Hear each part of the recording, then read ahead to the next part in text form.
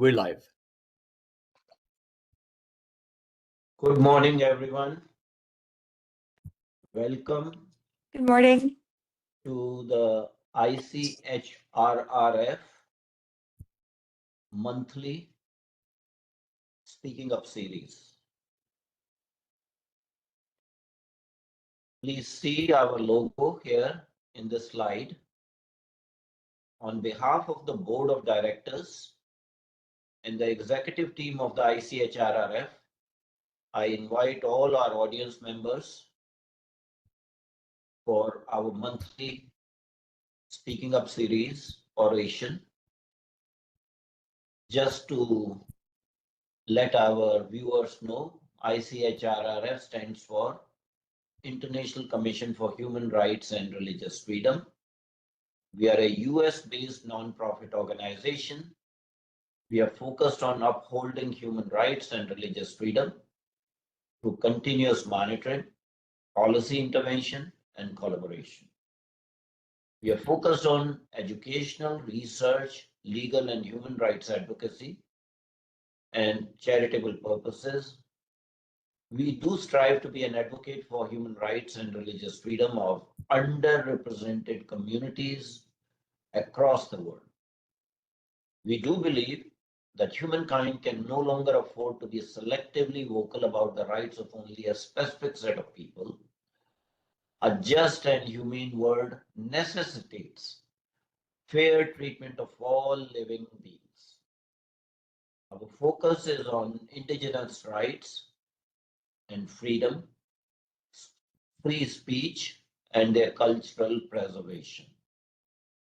Some of our initiatives include monitoring violations of freedoms and sanctity of religious and philosophical minorities across the world, research into documentation of the culture, history, and challenges faced by such communities, policy recommendations on human rights, religious diversity, and pluralism to international organizations, agencies, national and local governments, collaboration to support the cultural and philosophical diversity across the world. And we do have a Professor Ved P. Nanda Memorial Fellowship Training Program since January of 2022. The oration today is on human rights and religious freedom in East Africa. Our distinguished speaker is Mr. Gordon Odhiambo.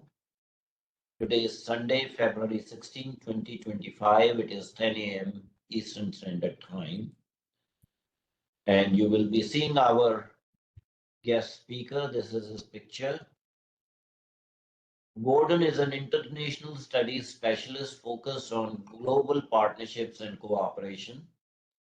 Actually, he is registered for his PhD in international relations at the University of Nairobi. He is the founder and executive director of the Africa Center for Diplomatic Affairs, ACDA. In the past, he has worked with African Forum and Network on Debt and Development, the Institute of Public Finance, and with foreign missions in Kenya. He has served as a journalist and editor with the Mediamax Network and as a communication consultant for the South Sudan Embassy in Nairobi. He played an advisory role at the Somaliland Liaison Office as well. And that is very, very interesting if people know about where Somaliland is. So this is East Africa, the region of Africa we are going to focus today.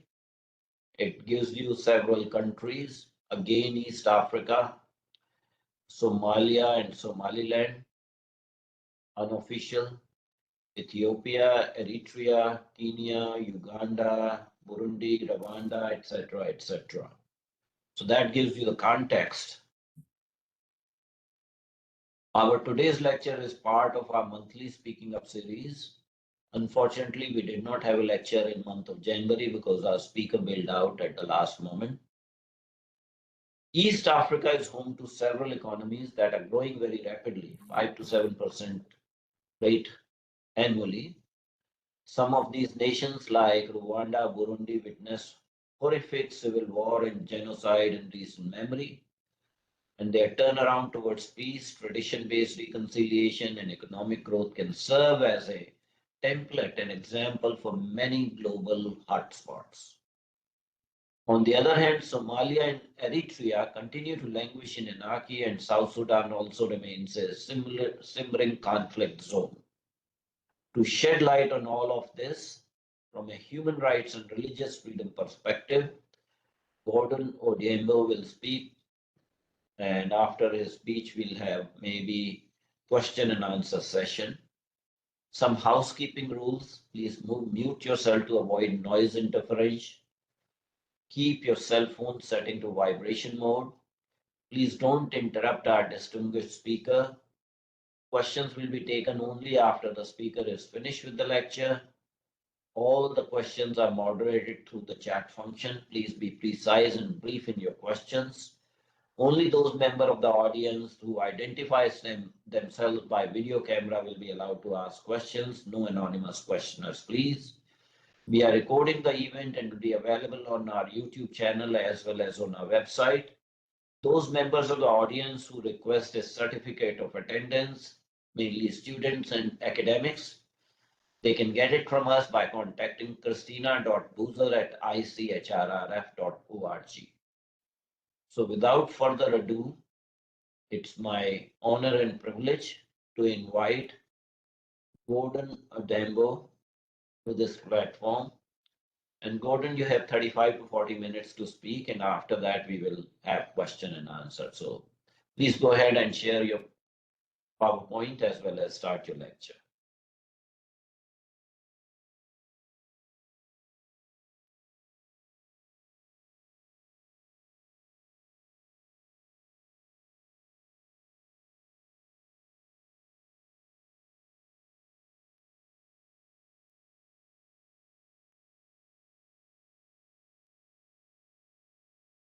Gordon, you are muted. Please unmute yourself. Okay, can you hear me? Yes, we can hear you now. Can you see the slide? Yes, we can see your slides. Thank you. First, I want to sincerely thank ICHRRF for inviting me here to speak today in your monthly event. It is my single most pleasure to be here today. I hope we find this necessary. I hope we find this interesting to us and to the work that ICHRRF is doing, so that moving forward, we can collaborate, we can partner, we can do more. One major important thing that I must mention is that there is nothing as important as your rights. Till such a time you are denied the right to do the most basic things in life, then you will realize how important that life is, that particular right is. Without further ado, I think one clear thing that has been mentioned earlier, which I would only wish to emphasize on, you will, maybe some of you are hearing it for the first time, Somaliland. I know it might be of interest to you, but we shall discuss that. So what are we looking at today in regards to human rights? We are looking at the economic divergence in East Africa. This will be a comprehensive analysis of post-conflict recovery and persistent instability. Within East Africa, I term East Africa as a laboratory. If you just leave East Africa alone, the larger Horn of Africa region is a laboratory where all tests are done. Test of civil war, test of armed conflicts, tests of terrorism are done in this laboratory called the Horn of Africa. East Africa is part and parcel of that Horn of Africa. My name is Gordon Kachola Odhiambo, and welcome. So East Africa presents a complex landscape where nations exhibit contrasting trajectories of economic development and political stability. Economic development and political stability within East Africa is not constant. It varies from one state to another, or one country to another. Countries of interest that we shall take keen note of today in this presentation include Rwanda and Burundi, which have emerged from the periods of intense civil strife to achieve notable economic growth, often surpassing the annual rate of 5%. Even as late as yesterday, you must have all realized that when World Bank gave the index and countries, how they expect countries to do economically, Rwanda is slightly below 5%, even after the COVID-19 pandemic. In contrast, Somalia, Eritrea, South Sudan, and the Democratic Republic of Congo continues to grapple with persistent conflict and governance challenges. We all know what is happening in Somalia. We all know what is happening in South Sudan. Somalia is heavily disturbed by terrorism. South Sudan is heavily disturbed by civil conflict and armed conflict. Democratic Republic of Congo today is hitting the news headlines for all wrong reasons due to armed conflict.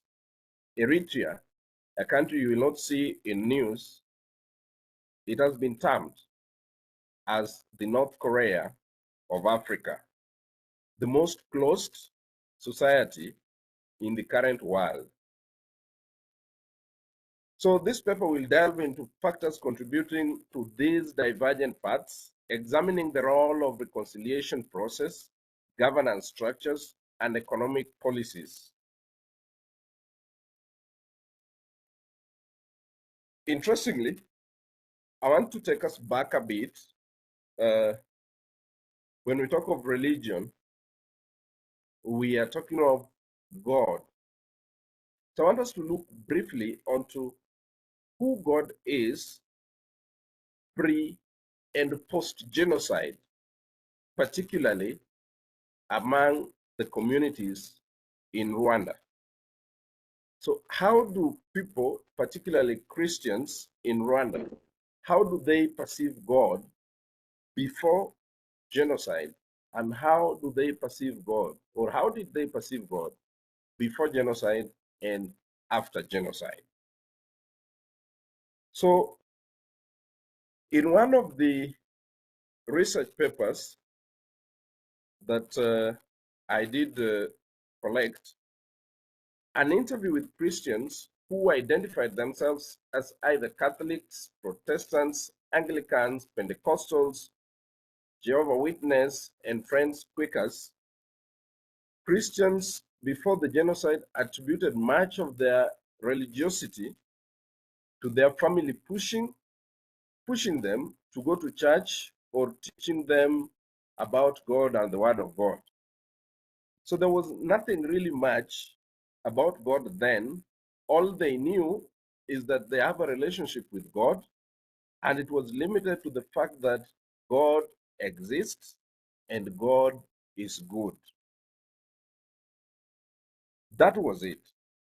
So one of them says in that interview that before I believed that God could do anything, but I now believe deeply that God is capable of doing anything and everything. So in this particular aspect, before or pre-genocide, people had no much deeper interaction with their creator. But after that, what happened? One informant who had trouble going to church after the events of the genocide explained that in her 2 years not going to church because church was nonsense. Why was church nonsense? Because Christians were killed, and some of them were killed in church. So she stopped going to church because if church where they believe is where they go meet God, talk to God, is the same place people ran to seek refuge, and that is the very place they were many of them were killed, then she believes church is not for her. But that did not stop belief in God and our continuity in reading the Bible. Although the actual shifts in perception of God was not divided between lines of survivors, refugees, and perpetrators, the factors that caused these shifts do divide between those very lines. For survivors and refugees, they perceived God as the reason they were still alive. But for the perpetrators, they perceived God as the reason as to why they were easily forgiven. So you see, before this, there wasn't intense connection with God amongst communities in this place, in Rwanda particularly. But after this, even those who killed, those who destroyed properties, they also now believe in God because after they confessed, which we will see how, after they confessed what they did, eventually they were forgiven. So they also now believe that it is because of God that they were easily forgiven. So when we are talking about religion here, we want to look at how does religion play a role in unrests? How is God playing a role in development of a society, of communities, and of a country, if that community believes in God?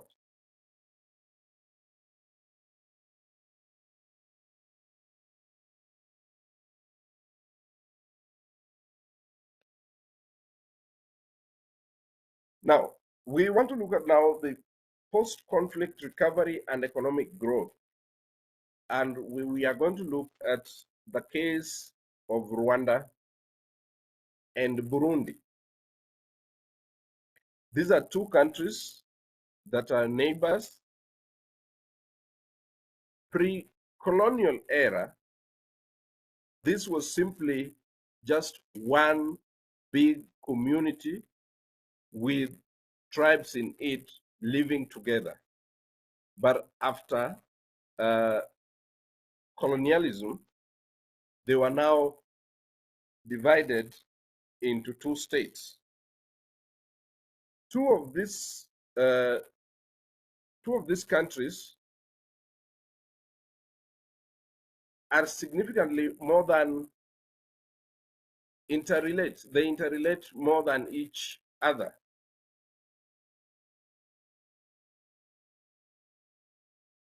Rwanda and Burundi have often been described as fake twins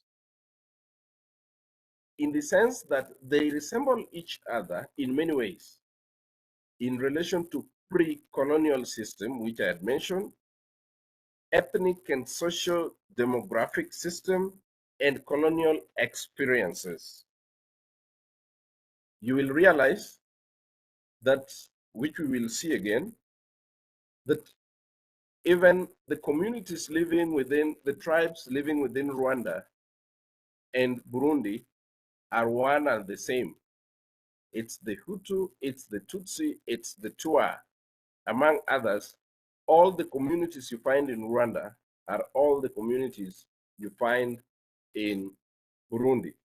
And this is not just peculiar to Rwanda and Burundi alone. if you check across East Africa, if you come to Kenya, for example, we have the Somali of Kenya and Somali of Somalia living side by side along the border between Kenya and Somalia. You'll find the Maasai of Kenya and the Maasai of Tanzania. The Luo of Kenya, Luo of Tanzania, Luo of Kenya, Luo of Uganda, the Pokot of Kenya, Pokot of Uganda. So these communities, they live side by side, they speak the same language. The only difference is the imaginary line that is there in the name of a country. So post-civil wars, Rwanda and Burundi approached very different post-conflict strategies to build up the states, where Rwanda focused more on security and development over democratic inclusion.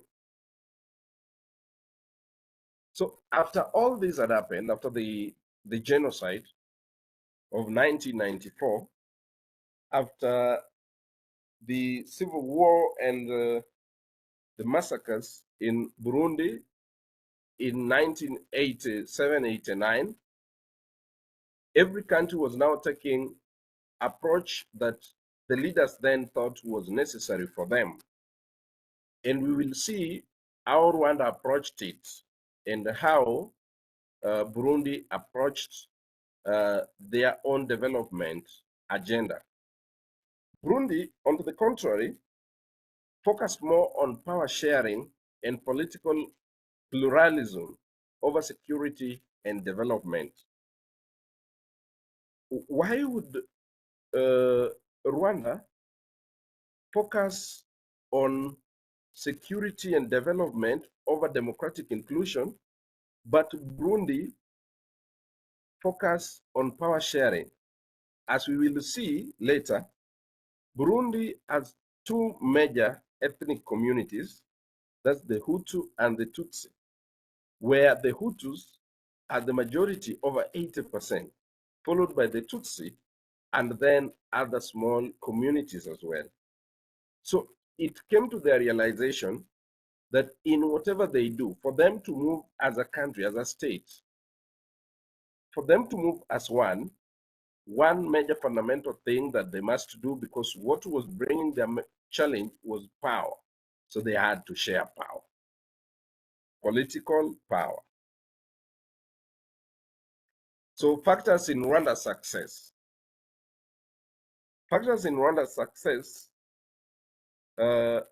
include the Gacaca courts and reconciliation. So what are Gacaca courts? What do we even mean when we say Gacaca courts? Does it make any meaning to you when you hear of that name? So that name in itself is a local term that means short grass. Why short grass? Because in Rwanda, as we know, it's a large green area. People would sit, traditionally, people would sit under trees on that short grass and discuss issues they felt were affecting the community. That is how their problems were resolved. So the Gacaca courts and reconciliation was to particularly address the aftermath of the genocide. So Rwanda decided to establish this kind of court, which is a traditional based justice system, that its main aim was to promote national healing and integrate the offenders and those who had been offended within the society together. So this happened successfully, and by 2012, those courts had adjudicated over 1.2 million cases across Rwanda, fostering a sense of closure and reconciliation among the population. As you can see in that picture, these are things that are done under a tree. who are the judges here? The judges are people from the same community that are appointed by the people of that very community. So it was not just one court to hear everything. Every community at their local level had their own courts. The courts were not established to punish people, but the courts were established with one major vision: to reconcile the society and build a cohesive society that would work towards achieving their goal. Another factor that led to the success of Rwanda, which we talk of highly today, is the governance and anti-corruption measures. Friends, you must have realized that if there is anything eating Africa from inside out, is corruption. So Rwanda centralized governance model and coupled it with stringent anti-corruption policies to ensure that service delivery amongst the people is bolstered. They ensured that transparency was the key factor in service amongst the people. However much you may serve the people, but if the people still feel there is no transparency in what you are doing, however genuine you are, but there are doubts with the fact that you are not, there's something you're hiding from them, you are likely not to succeed. Another thing that led to Rwanda's success was infrastructure development. We know today that Rwanda significantly invested in infrastructure, the ICT sector, the energy sector, and this has attracted heavily investors from abroad. So foreign direct investment in Rwanda today is rated as second within East African community. So foreign direct investment in Rwanda is second only to Kenya. Why? Because they broadened the base, they cleared corruption entanglement that would deter investors from coming, and they gave the infrastructure that enabled this to happen easily. The final aspect of it is regional and global integration. Quickly after the genocide and after beginning to reestablish themselves, they decided to be part and parcel of an economic bloc.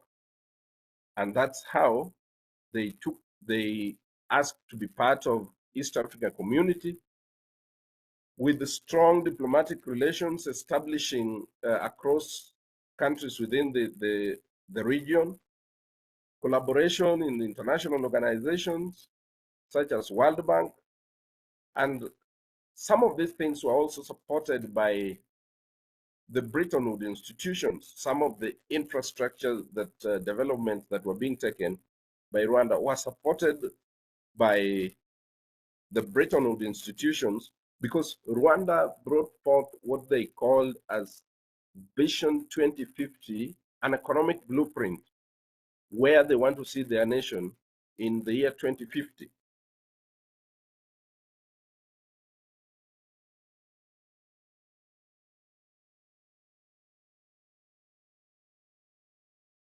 Burundi. Burundi is quite interesting. When we want to talk about the navigating recovery amid political fragility in Burundi, Burundi's post-conflict recovery has been more gradual compared to Rwanda. Rwanda has picked a bit faster than Burundi.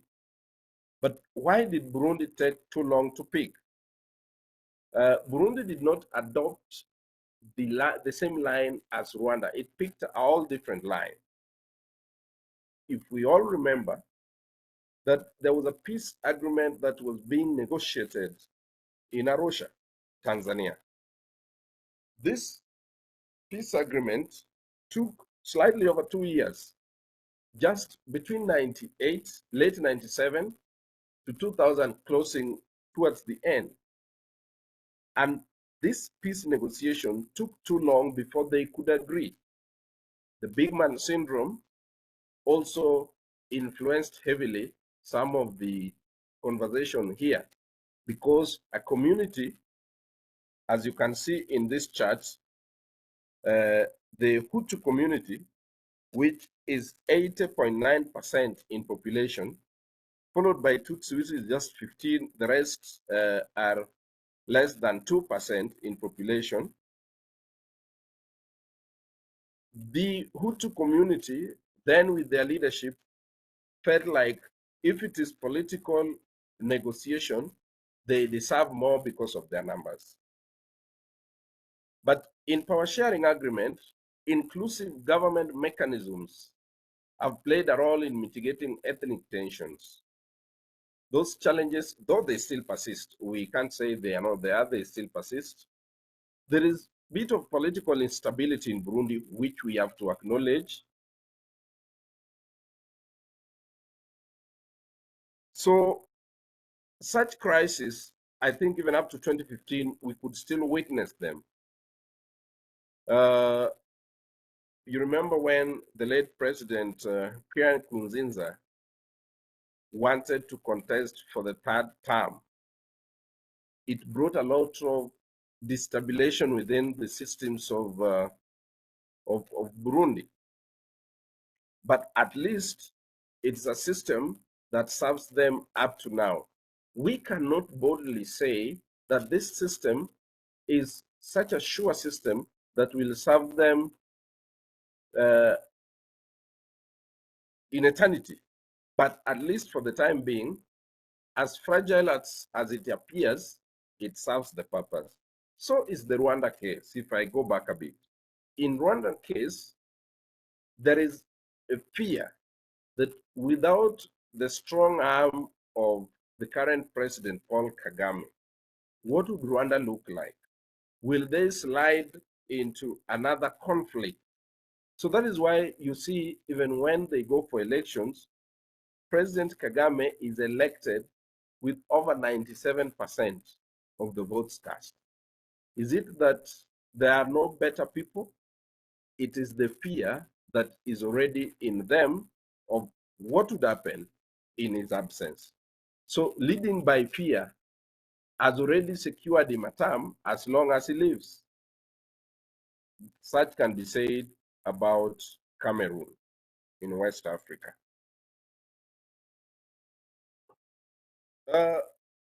There's another path which Burundi took, which is agriculture-led growth. And we can say that nearly over 80% of the population in Burundi is engaged in agriculture. They are engaged in agriculture or agricultural productivity and markets. So that is the mainstay for their gross domestic production, which is majorly coffee and tea. So the environment there allows them to have coffee and tea. So that is their mainstay, agriculture. So they went back to their farms to till, to get food. It's one of the countries that is food sufficient because one, weather, two, population, three, government ability to pump in more and more resources to enable them have as much as they can. And the last aspect of that is international development assistance, IDA. You must all be knowing what that is. One of the countries that have received major assistance from UN, United Nations, be it African Union, to facilitate its reconstruction efforts and improve some of its infrastructure, to beef up its governance system, is Burundi within the East African community.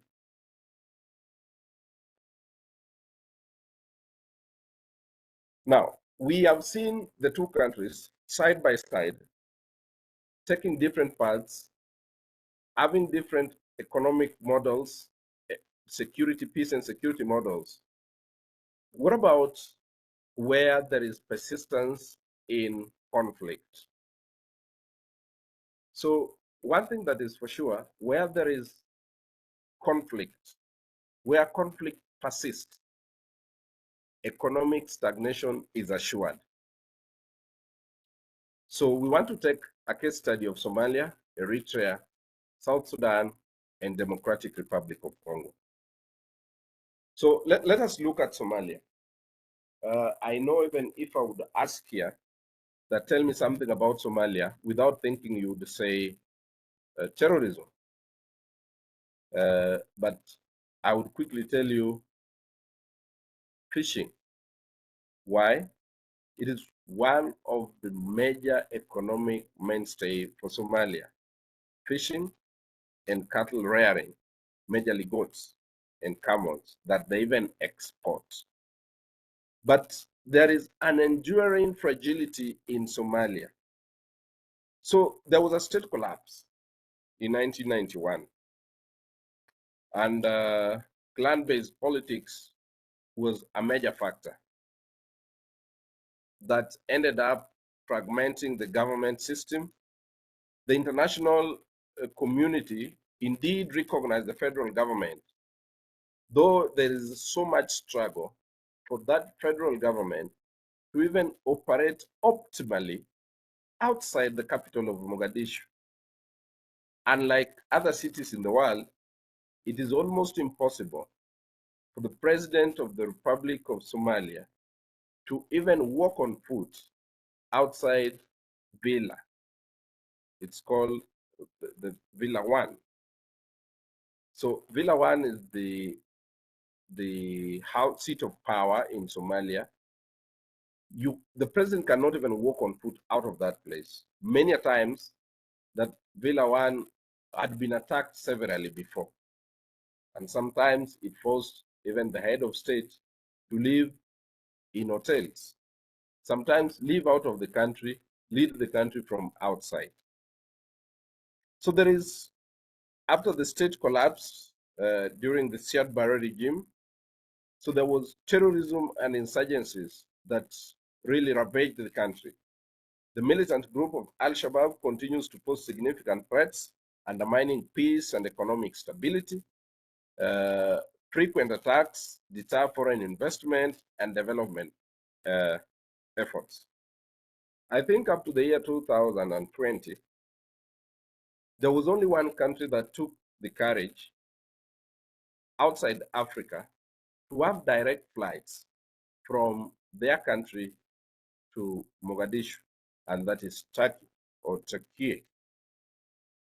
So Turkey made that bold move as a measure of assuring the world that it is possible to restore peace and order within Somalia. There has been efforts by African Union through its standby force to restore peace and security in Somalia. Though it remains fragile, but the country is now re-establishing itself. Most of Somalia's budget and economic growth is purely on aid, because the country cannot generate anything substantial to even pay their own public service officers. And you know what that does to the population? It demoralizes the people. It doesn't give them the urge to be themselves, to do better, wanting to be better than they are today in the future. So Somalia has weak institutions, and these weak institutions has endemic, I would call it endemic corruption. Why? Because the limited institutional capacity is pervasive, and pervasive corruption hinders economic recovery and deter foreign investment. Who would want to invest in Somalia as it is, unless you are so sure that while you invest in Somalia, your investment will not be run over by the militant group called the Al-Shabaab or any other insurgent group.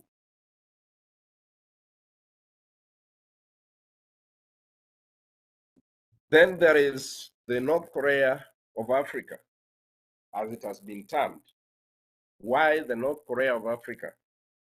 It's called the North Korea of Africa because it is so closed that there is only one media house, which is a state media, and all it does, in all fairness, is to spread propaganda about the government, and everything is government. It is one of the countries in the world that internet accessibility is still at less than 10% to the population. Given its geographical location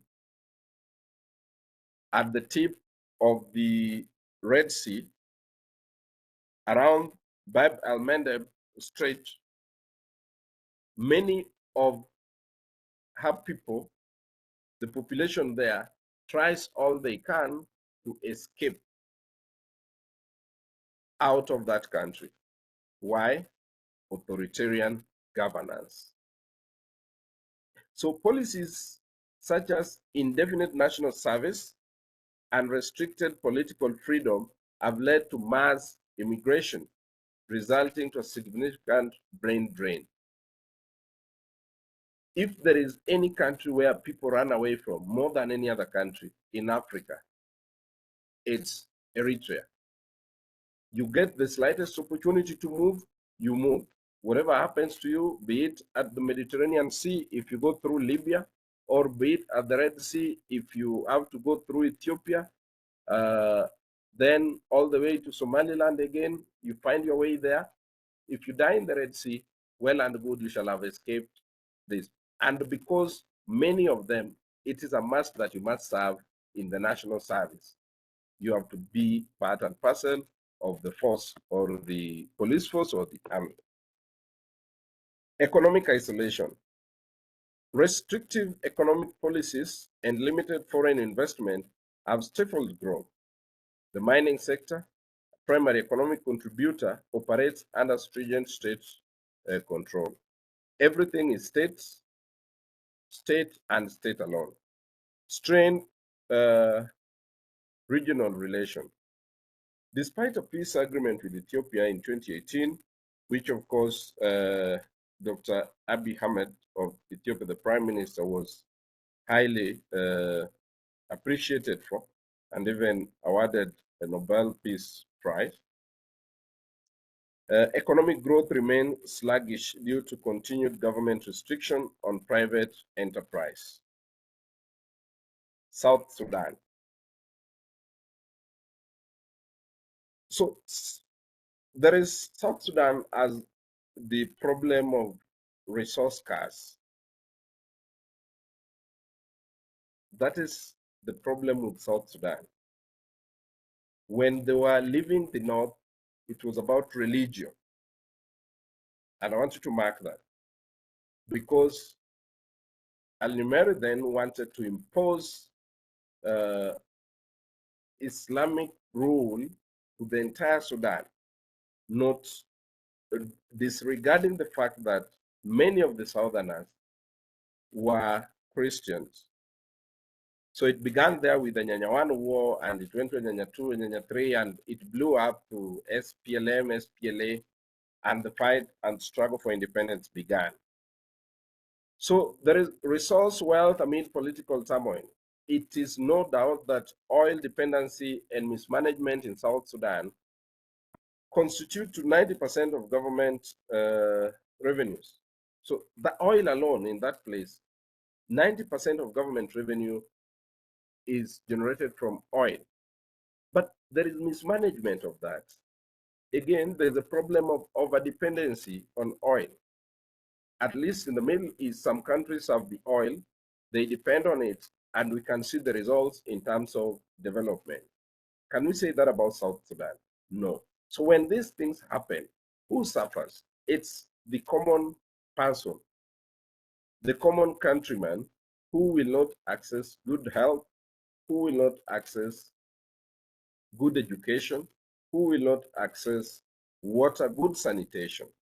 So in whatever happens in a country, a human right is already attached to it.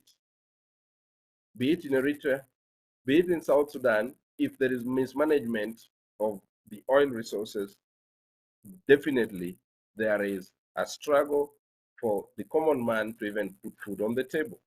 The nation's heavy reliance on oil makes it vulnerable to global price fluctuations.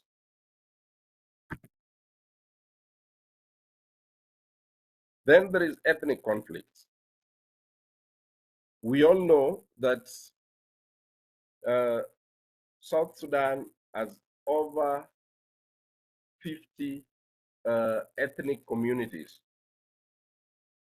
but the largest is the Dinka and the Nuer. So the Dinka is where President Salva Kiir Mayardit comes from.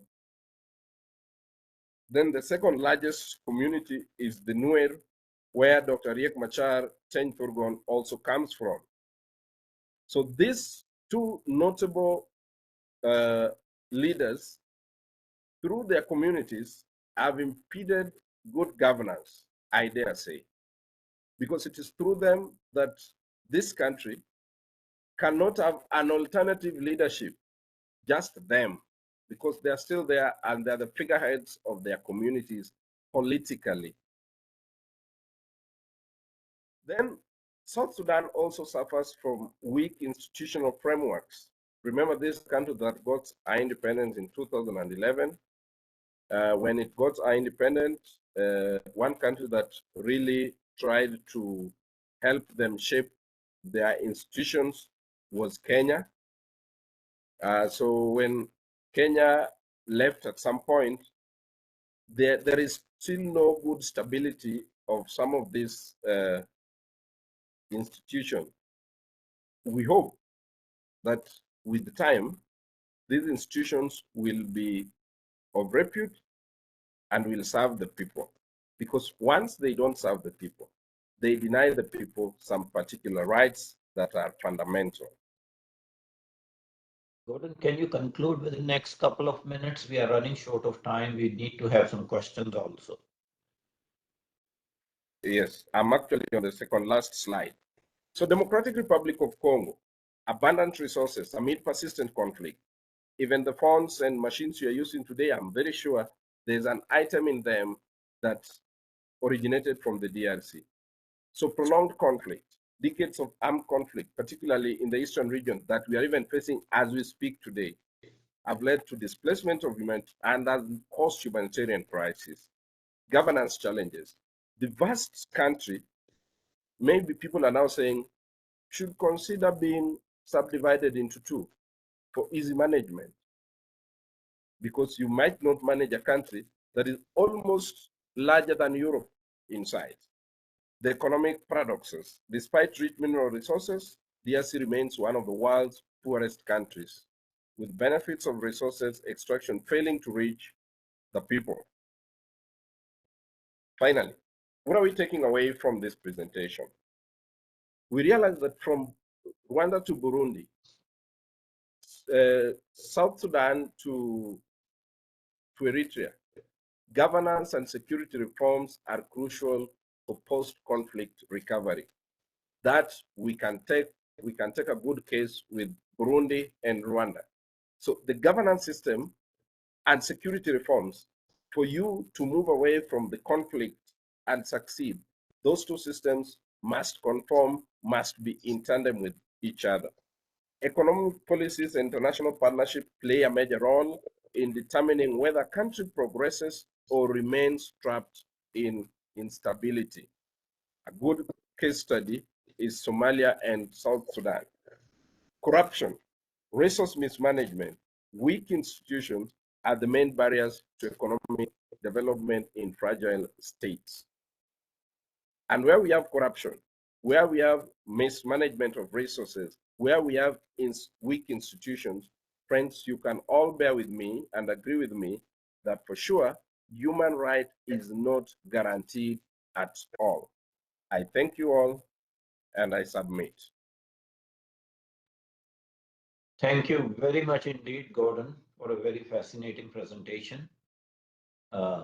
Even in the same region of Africa, highlighting reconciliation, reconstruction, and progress compared to other countries in the same region that are still struggling and still mired in conflict. And you've given an important message in terms of dealing with ethnic differences, building strong local institutions, as well as developing the local institutions like the courts, traditional courts that led to resolution of the conflict, the post-conflict. You did mention tangentially about the role of religion. In very polite conversations, we don't bring it out. But in the countries there has been reconciliation, they have used their sort of traditional systems of cooperation, respect, reconciliation in absence of nefarious impact of religion. The countries that are riddled with problems continue to have outside influence in form of a expansionist religious philosophy that does not allow the local populations to utilize their potential, innate potential. Example being Somalia, Eritrea, as the most obvious examples that despite decades of conflict, they are not moving further. Any comments? You're muted, sir.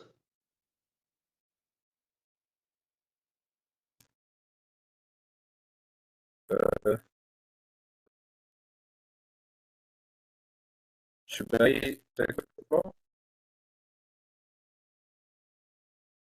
You can go ahead.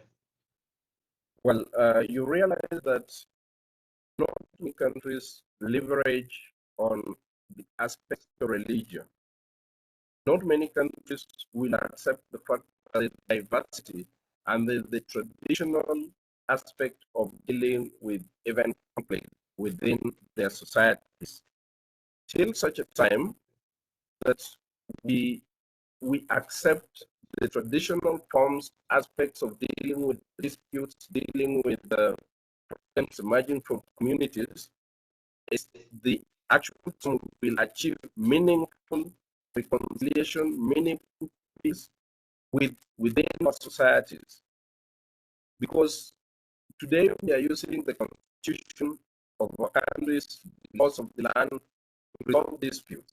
But before these constitutions, before these laws which came majorly after independence, you will realize that societies were solving or resolving their challenges through various forms and means, which was taken by Rwanda through Gashar courts to ensure that they are truly reconciled. So till such a time, it is upon countries to diversify forms and means of reconciling people. So beyond law of the land to do so. And when we do that, there will be full realization of human rights, because if you take me to court today, I want to use this context with Kofi, you allow me to use you as an example here, because of where you come from. If you take your neighbor to court for stealing a cow, Gordon, I would and then close your PowerPoint presentation and possibly turn off your video because you are having bandwidth problem. Your voice is not coming out properly. When you were speaking without the video, your voice was clear. Okay. So if you take your neighbor to court for having stolen your cow, then it takes 2 years in jail, comes out. You shall have achieved because he is punished. But shall he have given? Will he forgive you for having taken him to court? No, possibly he shall not forgive you for taking him to court. So you shall be living in a community with simmering tension throughout. And each child, your children, you will tell them a story of each party. So they will also grow up with that tension. But how then can we diffuse that tension once and for all? Is through communal aspects of resolving disputes. Thank you, Gordon. I'll take another question. It is from Carl. How does the status and role of women differ in these countries, Rwanda, Burundi versus Somalia and Eritrea, and also Ethiopia? Is gender... Come again, how does the status and role of women differ in these two countries, these two contrasts, Rwanda and Burundi versus Somalia, Eritrea, and Ethiopia?